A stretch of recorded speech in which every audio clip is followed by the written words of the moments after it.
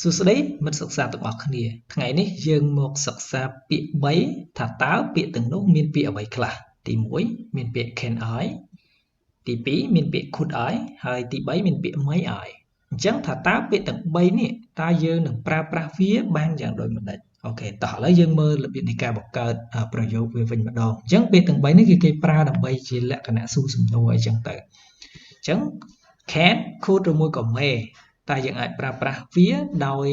បង្កើតជាប្រយោគសំណួរបានយ៉ាងដូចម្តេចអញ្ចឹងដំបូងគឺយើងប្រើ can could ឬមួយក៏ may សិនបន្តមកទៀតគឺអ្នកទាំងអស់គ្នាប្រើ subject នេះគឺអ្នកទាំងអស់គ្នាអាចប្រើប្រាស់ subject pronoun ក៏បានអ្នកទាំងអស់គ្នាអាចដាក់ជាឈ្មោះមនុស្សក៏បានអាចដាក់ជាឈ្មោះរបស់សត្វក៏បានហើយបន្តមកទៀតអ្នកទាំងអស់គ្នាប្រើ infinitive អញ្ចឹងអ្នកទាំងអស់គ្នាបានដឹងហើយកាលពីវីដេអូមុនinfinitive គឺជាកិរិយាសព្ទដែលមិនទាន់បានប្រែប្រួលទៅណាទេមានន័យថាជាកិរិយាសព្ទដើមបន្តមកទៀតខ្ញុំដាក់ចុចនេះអ្នកទាំងអស់គ្នាអាចប្រើប្រាស់ជា object ឬមួយក៏អ្នកទាំងអស់គ្នាប្រើប្រាស់ជា complement ឃ្លាបំពេញន័យឲ្យប្រយោគសំណួរមួយនេះឲ្យមានអត្ថន័យគ្រប់គ្រាន់អញ្ចឹងតោះឥឡូវក៏លេងមកមើលឧទាហរណ៍ទាំងអស់គ្នាអញ្ចឹងឧទាហរណ៍ទី1គឺខ្ញុំដាក់ពាក្យថា Can I borrow your pen Can I borrow your pen Can I borrow your pen តើខ្ញុំអាចខ្ចីប៊ិចអ្នកបានទេមួយទៀត May you pass me the salt please May you pass me the salt please តើអ្នកអាចហុចអំបិលឲ្យខ្ញុំបានទេអញ្ចឹងអ្នកទាំងអស់គ្នាក៏លេចមកមើលថាតើប្រយោគមួយនេះតើខ្ញុំអាច form ប្រយោគនេះបានយ៉ាងដូចម្តេចអញ្ចឹងទី1គឺខ្ញុំប្រើពាក្យ can ឬមួយក៏ខ្ញុំអាចប្រើពាក្យថា may បានបន្តមកទៀតពាក្យ I ឬមួយក៏ you ហ្នឹងវាគឺជាអីវាគឺជា subject បន្ទាប់ពី subject តើមានពាក្យអីមានពាក្យ borrow មានពាក្យ pass បន្ទាប់ពីពាក្យ borrow ឬមួយក៏ pass ហ្នឹងវាគឺជា infinitive ជាកិរិយាសព្ទក្រៅពីនោះវាគឺជា object ឬមួយក៏វាគឺជា complement តោះម្ដងទៀត Can I borrow your pen May you pass me that salt please អូខេអញ្ចឹងនេះគឺជាប្រយោគដែលយើងអាច form បានដោយប្រើចេញពីពាក្យ can could ឬមួយក៏ពាក្យ may អញ្ចឹងយើងក៏លេខមកមើលថាតើយើងអាចប្រើវាបានយ៉ាងដូចម្តេច can I could I ឬមួយក៏ may I តោះឥឡូវយើងមើល we use can may and could to ask for things អញ្ចឹងគេនិយាយបានថាយើងអាចប្រើប្រាស់ can may ហើយនិង could ហ្នឹងគឺដើម្បីសួរដើម្បីស្វែងរកអ្វីមួយអូខេតោះឥឡូវយើងមកឧទាហរណ៍ទាំងអស់គ្នា Can I have some sugar អញ្ចឹងតើខ្ញុំអាចសុំស្ករបានទេ Can I have some sugar តើខ្ញុំអាចសុំស្ករបានទេអញ្ចឹងអានេះប្រយោគមួយនេះគឺយើងសម្រាប់សួររកអ្វីមួយជាអីគេជាស្ករហ្នឹងអញ្ចឹងតើខ្ញុំអាចសុំស្ករបន្តិចបានទេតោះមួយទៀត May you pass me the camera please May you pass me the camera please អញ្ចឹងអានេះក៏ស្នើសុំដែរអញ្ចឹងជាលក្ខណៈស្នើសុំគេតើអ្នកអាចហុចម៉ាស៊ីនថតឲ្យខ្ញុំបានទេអញ្ចឹងអានេះជាលក្ខណៈសួររកអ្វីមួយស្នើសុំឲ្យគេហុចឲ្យមួយទៀត Could we have a return ticket to Phnom Penh please Could we have a return ticket to Phnom Penh please តើខ្ញុំអាចសុំសំបុត្រទៅភ្នំពេញបានទេតើខ្ញុំអាចសុំសំបុត្រទៅភ្នំពេញបានទេឬមួយតើខ្ញុំអាចទិញសំបុត្រទៅភ្នំពេញបានទេអញ្ចឹងទាំងអស់នេះហើយគឺយើងអាចនិយាយបានថា can may ឬមកក៏ could គឺសួររកអ្វីមួយស្នើសុំសួររកអ្វីមួយអញ្ចឹងយើងប្រើប្រាស់ can could ឬមួយក៏ may ដើម្បីស្នើសុំសួររកអ្វីមួយតោះឥឡូវយើងមើលទៀតតើយើងអាចប្រើ can could ឬមួយក៏ may បានយ៉ាងដូចម្តេចអូខេតោះWe use can, may and could to ask for permissions អញ្ចឹងគេថាយើងប្រើប្រាស់ can, may ហើយនិង could គឺដើម្បីស្នើសុំអនុញ្ញាតធ្វើអ្វីមួយ permission ស្នើសុំធ្វើអីមួយតោះឥឡូវយើងស្នើសុំអីគេ Can I borrow your books នេះអានេះគឺលក្ខណៈស្នើសុំតើខ្ញុំអាចខ្ចីសៀវភៅរបស់អ្នកបានទេតើខ្ញុំអាចសុំខ្ចីសៀវភៅអ្នកបានទេអញ្ចឹងអានេះមានន័យថាជាលក្ខណៈស្នើសុំ permissions មួយទៀត May I come in the class teacher May I come in the class teacher អានេះគឺស្នើសុំគ្រូបង្រៀននៅពេលដែលយើងមកយឺតឬមួយក៏អីចឹង May I come in the class teacher តើខ្ញុំអាចចូលថ្នាក់រៀនបានទេលោកគ្រូឬមកក៏តើខ្ញុំអាចចូលរៀនបានទេអ្នកគ្រូមួយចឹងទៅអញ្ចឹងអានេះលក្ខណៈស្នើសុំការអនុញ្ញាតអ្វីមួយទៀត Could we look at your map please Could we look at your map please តើពួកយើងអាចមើលផែនទីរបស់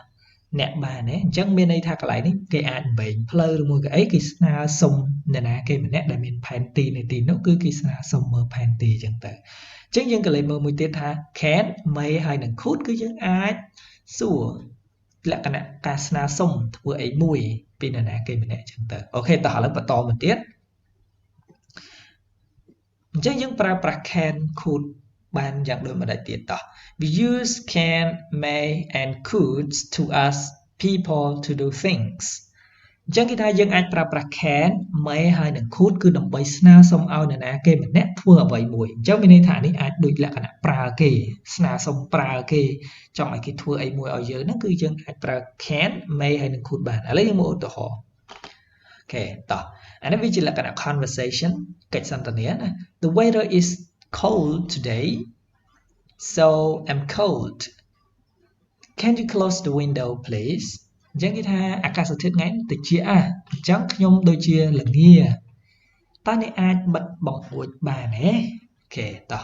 ម្នាក់ទៀតគាត់ឆ្លើយថា Yes of course អូខេខ្ញុំអាចបិទបានអញ្ចឹងកន្លែងនេះគឺលក្ខណៈស្នើសុំនរណាគេធ្វើអ្វីមួយមកឲ្យយើងអញ្ចឹងអានេះយើងមានអារម្មណ៍ថាយើងត្រជាក់ហើយយើងអត់ទៅបិទខ្លួនឯងទេអាចថាយើងពិបាកអាការចេញទៅបិទអីចឹងទៅគេឬមកក៏គេនៅក្បែរបង្អួចហ្នឹងអ្នកអាចនិយាយពាក្យថា Can you close the window please Can you close the window please អញ្ចឹងតើអ្នកអាចបិទបង្អួចឲ្យខ្ញុំបន្តិចបានទេអូខេអានេះជាលក្ខណៈស្នើសុំនរណាគេឲ្យធ្វើអ្វីមួយមកឲ្យយើងអញ្ចឹងទៅអញ្ចឹងយើងដឹងហើយថា can could ឬមួយក៏ may ហ្នឹងគឺដើម្បីស្នើសុំឬមួយក៏សុំឲ្យនរណាគេម្នាក់ធ្វើអ្វីមួយចំពោះយើងតោះឥឡូវយើងមើលបន្តទៀតថាតើយើងអាចធ្វើអីបានអញ្ចឹងក្រោយពីអ្នកទាំងអស់គ្នាសិក្សា can may ហើយនឹង could បានអញ្ចឹងខ្ញុំចង់ឲ្យអ្នកទាំងអស់គ្នាធ្វើលំហាត់ខាងក្រោមនេះដោយមើលរូបភាពហើយបន្តមកទៀតអ្នកទាំងអស់គ្នាអាច form ឬមួយក៏បង្កើតជាប្រយោគអញ្ចឹងឥឡូវខ្ញុំអានសំណើនេះឲ្យអ្នកទាំងអស់គ្នាហើយអ្នកទាំងអស់គ្នាជួយបំពេញថាតើអាចប្រើ can could ឬមួយក៏ may អីចឹងទៅតោះ you want the window closed កន្លែងនេះមានន័យថាអ្នកចង់ឲ្យបង្អួចនឹងបិទអញ្ចឹងតើអ្នកស្នើសុំគេយ៉ាងដូចម្ដេចអញ្ចឹង could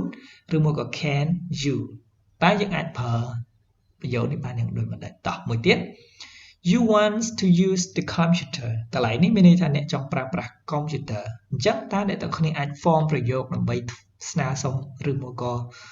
សុំអ្វីមួយពីនរណាគេម្នាក់តែយើងប្រើប្រយោគ form ប្រយោគដើម្បីទៅសួរគេបានយ៉ាងដូចម្ដេចគេប្រើ could can may ឬមកក៏ I អញ្ចឹងបើយើងចង់ប្រើ computer តើយើងអាច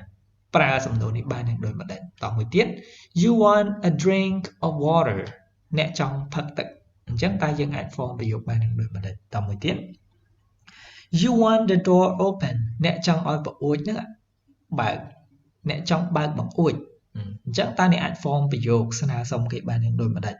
អូខេតមួយទៀត you want the TV to turn on អ្នកចង់ឲ្យទូរទស្សន៍នឹងបើកតែយើងអាចស្នើសុំឲ្យគេបើកទូរទស្សន៍នឹងយើងប្រើ